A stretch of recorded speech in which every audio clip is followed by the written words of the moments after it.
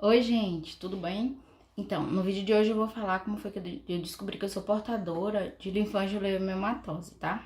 É, Antes eu queria sugerir a vocês que quem não assistiu os vídeos anteriores, que eu falo o que é a LAM, sobre diagnóstico, tratamento e tal, vão lá assistir, para entender o que é a doença que eu vou falar agora que eu sou portadora, tá? E quem ainda não se inscreveu, já assistiu, mas ainda não se inscreveu, né? Eu convido a se inscrever no canal, tá? Então curtam, compartilhem o vídeo e é isso aí, tá? Então vamos lá, vamos ao meu diagnóstico, né? Eu vou tentar resumir, porque é uma história longa, e eu vou precisar contar, porque eu preciso contextualizar como foi que eu descobri. Foi totalmente por um acaso. Então, começou em 21 de maio de 2018. E depois de 2 semanas muito ruim, tendo febre, sem conseguir engolir alimentos, que a garganta estava totalmente fechada, não doía tanto, mas estava totalmente fechada, não conseguia engolir, foi que eu resolvi ir até uma unidade de pronto atendimento. E chegando lá, eu fui atendida por um médico, o médico, ele me atendeu com muita má vontade, e sem saber nem o que eu tinha realmente, ele simplesmente passou logo 2 medicamentos fortíssimos, um anti-inflamatório com um corticoide e um antibiótico, né? Muito forte, todos muito fortes. E uma injeção que eu tomei ainda na UPA, porque eu tava sentindo dor no corpo e tal. E aí eu tomei a injeção lá na UPA, fui pra casa, comprei os remédios e fui pra casa. E aí tomei, a gente já tava no início de junho, então eu já tava na terceira, quarta semana de gripe, né? Tomei esses medicamentos, o tratamento foi uma semana, talvez, uma semana e meia, entre antibiótico e corticoide. E aí, 2, 3 dias tomando os medicamentos, eu já comecei a inchar muito, muito, muito, muito. Eu inchava muito, principalmente as pernas e o rosto. Meu olho ficou muito inchado, minha perna ficou uma bola, gente, eu fiquei muito inchado. Eu inchava tanto, tanto, que eu me assustava. E aí eu percebi que talvez tinha sido um efeito colateral das medicações. Aí eu, tudo bem, vai passar, vou beber água, me hidratar. Só que não passava. E a gente tava com viagem marcada para 18 de junho, para ir para Bahia, passar São João, as festas juninas na Bahia. E até eu ir pra minha cidade, Cruz das Almas, a gente deu uma parada em Salvador, na casa da minha irmã. E eu já cheguei relatando à minha irmã que, além do inchaço, eu tava muito indisposta e que eu tava sentindo dificuldade um pouco em respirar, que tava muito horrível, e a viagem do avião foi horrível e tal. Até que no dia 20 de junho eu acordei e eu falei com minha irmã que eu não tinha mais condição de esperar por ela para ir pra cruz, que eu precisava ir, que eu tava mal. 20 de junho, ou seja, já tinha passado um mês do início de tudo. E assim eu fui. Naquele dia mesmo eu fui pra cruz, minha mãe conseguiu marcar um médico, um clínico geral que sempre atendia a família, né? E eu fui. E aí foi a surpresa, né? Eu sempre tive minha pressão normal é 10/7, 11/7. E quando eu cheguei lá, tava 18/10. O médico se assustou muito. Minha saturação, apesar dela se manter boa, né, acima de 95%, ela ficava oscilando e meu batimento oscilava também, ficava totalmente desregulado. Imediatamente ele pediu ao secretário para procurar o cardiologista na cidade.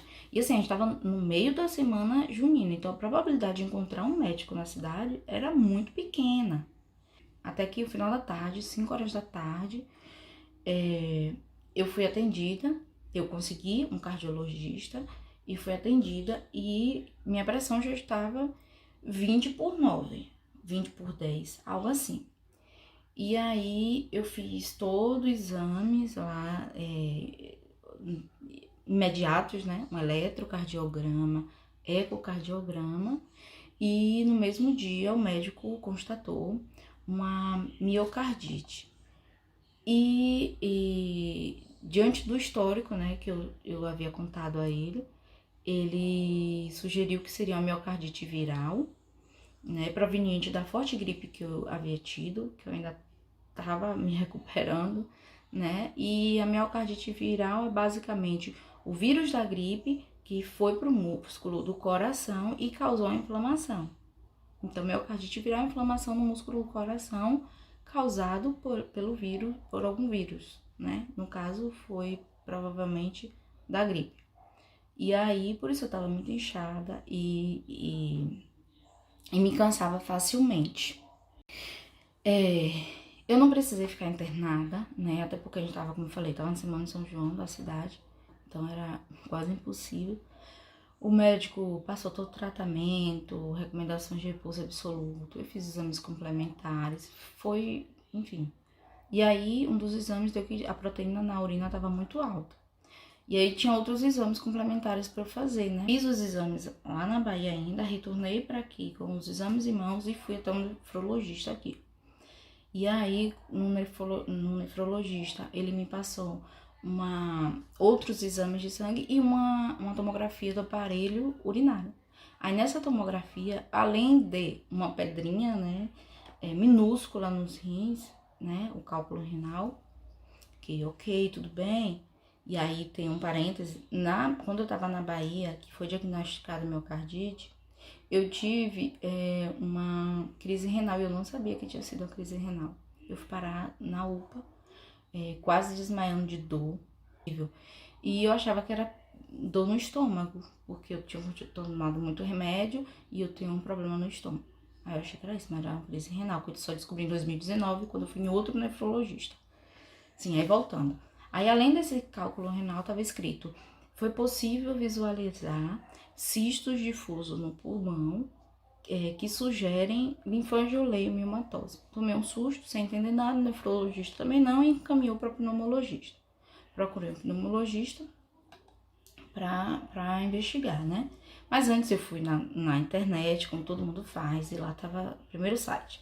Após diagnóstico, a pessoa vive mais 10 anos. Aí eu, tá bom, tudo bem. Lascou-se, né? Morreu, né? Vou morrer, então vamos aproveitar a vida.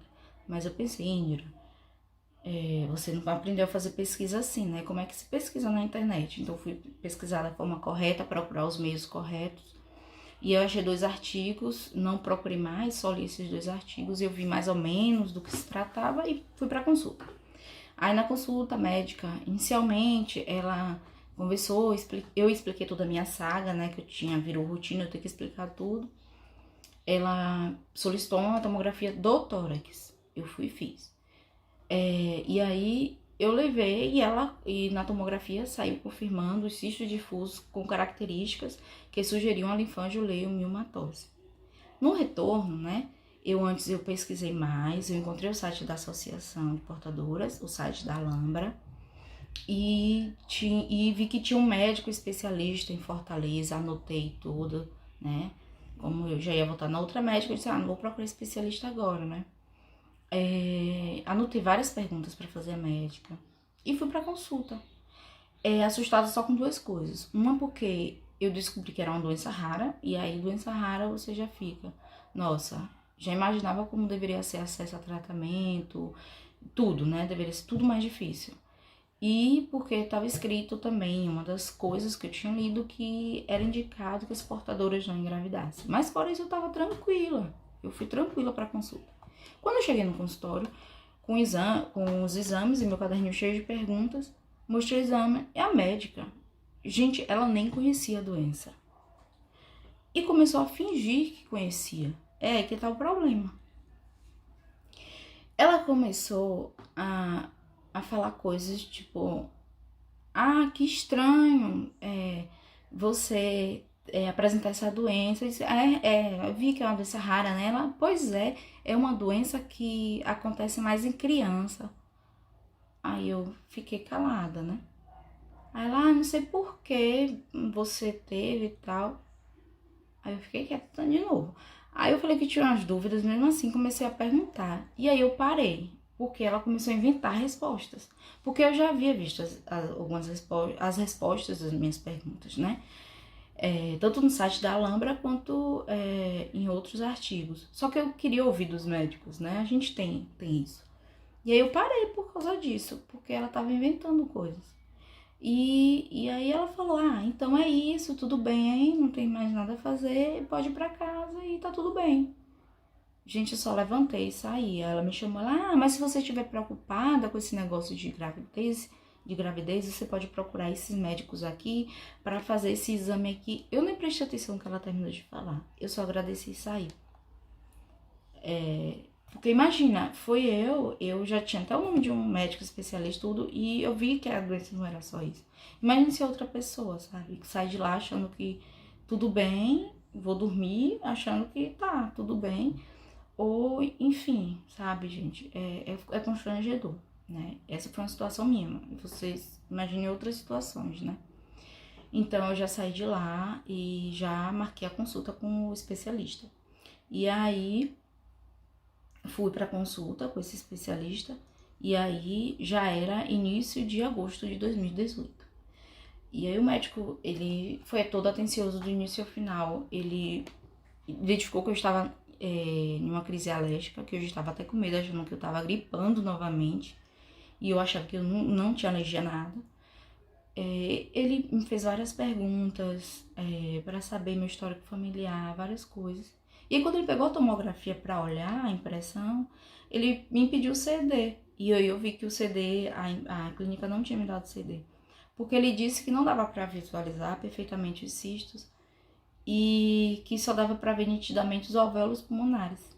E quando ele me mostrou, eu vi que a médica havia me mostrado apontados os alvéolos como sendo os cistos.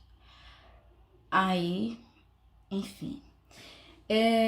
Aí eu percebi, né, que a clínica não tinha me dado CDs, e aí ele falou que pra eu buscar o CD, que dava certo sim, a clínica me dá, porque tinha poucos dias que eu tinha feito o exame, e fazer outros exames complementares, né, pra poder confirmar.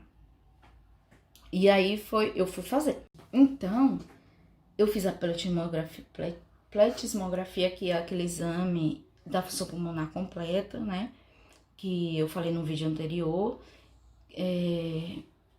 Fiz também outros exames de sangue para verificar se eu possuía outra doença relacionada a cistos pulmonares. E fui buscar o CD. Quando eu cheguei para buscar o CD, a máquina mãe, que fica por um tempo, né, registradas as informações, ela estava quebrada. O pessoal estava consertando, eu vi. E eu entrei em desespero por vários motivos. Mas enfim, aí eu conversei com a responsável, ela milagrosamente conseguiu os meus CDs, tanto do aparelho urinário quanto do tórax, né? E aí, da tomografia, eu fiquei meio desconfiada. Mas aí cheguei em casa, eu olhei, né, no computador e eu consegui identificar meu corpo. E era meu mesmo. E aí eu retornei ao médico, né, com todos os exames. Ele analisou tudo certinho, direitinho, minuciosamente e me explicou tudo, cada exame. E sabe aquele caderninho de perguntas? Eu levei para ele também e eu pude tirar dúvidas de tudo, de todas as perguntas. E na conversa ele me aconselhou que, como eu ia ter que fazer acompanhamento, ele me aconselhou a ir para o hospital de referência que é aqui em Fortaleza, né, que é o Hospital de Messejana e que atende pelo SUS. E que tem os melhores equipamentos e equipe médica, né? E foi uma conversa maravilhosa, ele explicando, então, foi ótimo. E resumindo, então, como foi que ele me diagnosticou, né? Dentro dessa minha saga de maio a agosto, né? A tomografia do tórax realmente mostrou que eu tenho muitos cistos difusos característicos da LAM. Na pletismografia, minha função pulmonar, apesar de muito boa, a difusão de monóxido de carbono, ela é reduzida, e o que indica, né, doenças pulmonares, e dentre elas a LAM. Os exames de sangue estavam todos ótimos, inclusive negativos para outros tipos de doenças. E aí ele considerou meu sexo feminino, minha idade, a característica do cisto, a pletismografia, né, o histórico da minha saúde, meu histórico de vida, né, a saúde da minha família também, o histórico familiar, os exames, e aí ele me diagnosticou com LAM, dispensando até o momento a biópsia. Depois de todo esse processo, eu consegui transferir meu acompanhamento lá para o Hospital de Messejana, né, que é o centro de referência. Continuo acompanhamento com ele, com o mesmo médico. Lá eu faço meu acompanhamento a cada 7, 8 meses.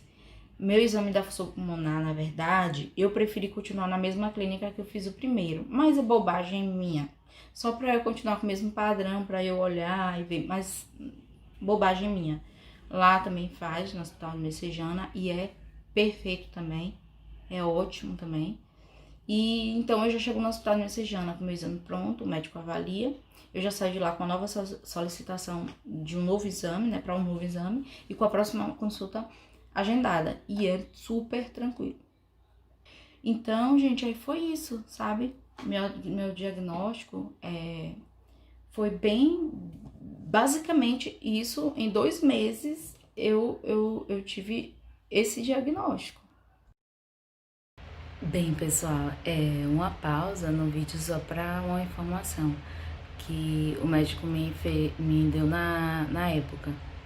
Ele me informou que minha miocardite nada tinha a ver com a LAM, tá?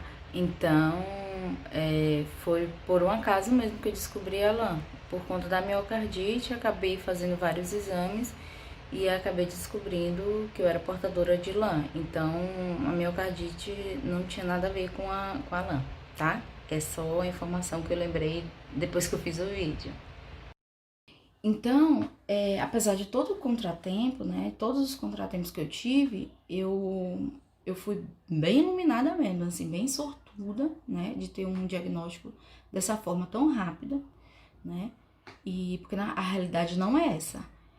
Muitos diagnósticos, ele vem após um pneumotórax, né, e além de que muitos desses diagnósticos, né, após o pneumotórax, demoram a ser confirmados ou até mesmo são diagnosticados erroneamente, né? Erroneamente. E aí o que causa sérios problemas aos pacientes, sabe? Problemas esses até psicológicos, né? E aí é bem complicado. Então, bem, o vídeo da vez foi esse, foi o vídeo sobre o meu diagnóstico, que agora em agosto completa, portanto, 2 anos, que eu fui diagnosticada com linfangiomatosa. E eu espero que vocês tenham gostado de ouvir um pouco, né, sobre minha trajetória de descoberta que sou portadora de linfangiomatosa. Então, é isso, curtam o vídeo, compartilhem o vídeo, se inscrevam no canal e vamos dar essa visibilidade à linfangiomatosa, tá bom? Então, é isso, um abraço e até a próxima. E deixem sugestões de vídeo sobre o que fazer, né, aqui no canal, tá bom? Tô bem aberta a sugestões de vocês, tá bom? Então, um beijo. Tchau, gente.